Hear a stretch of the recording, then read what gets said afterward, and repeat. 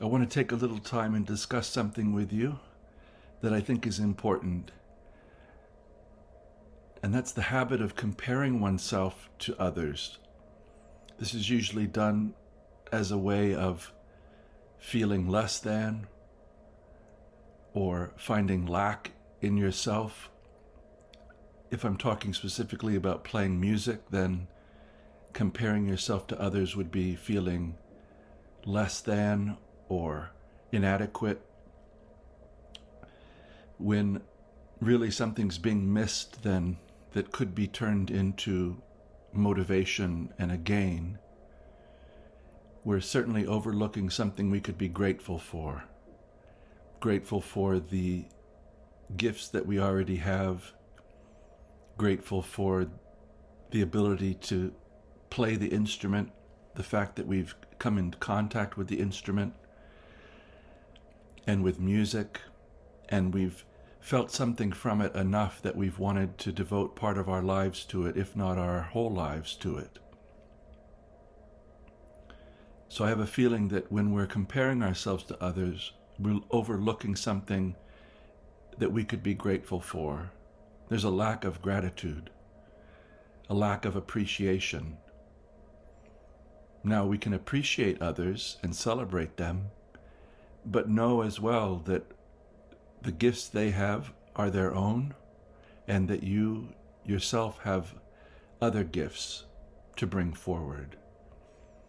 By comparing ourselves to others, perhaps we deny the part of ourself that wants to come out if we were to give it attention and foster it through daily practice, through as much practice as we can manage given our schedules and our lives. But if it's important, it'll find time. We'll make time for it, I hope. So comparing ourselves to others, I don't know what it leads to that's a net positive.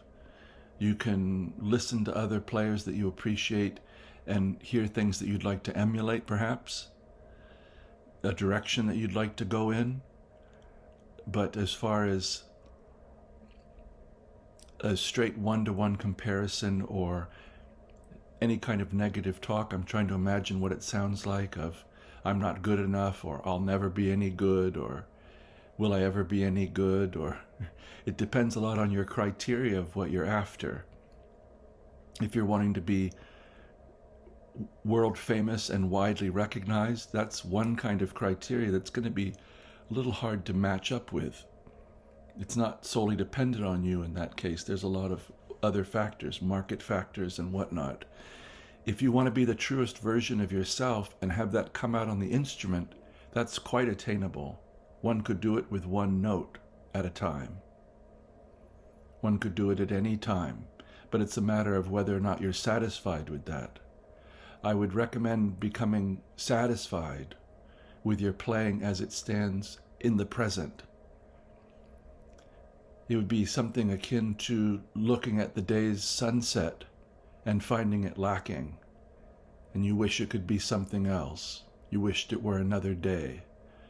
It's not going to happen that way. So again, that comes back to what I mean about a lack of gratitude and a lack of appreciation for what is, how you're playing now, what you're able to play now.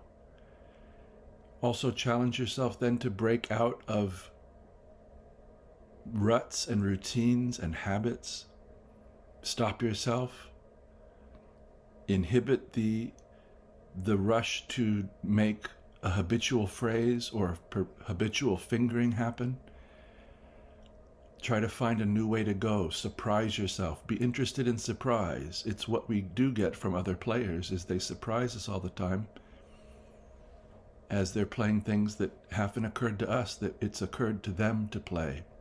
I don't want to go on too long here. I think I've already made the point that I want to make, which is really trust in yourself, trust in your process, and know that just because you can intuit what you want and because you can hear it in other players might not mean that you'll be able to get it right now at this moment. It could still take some time.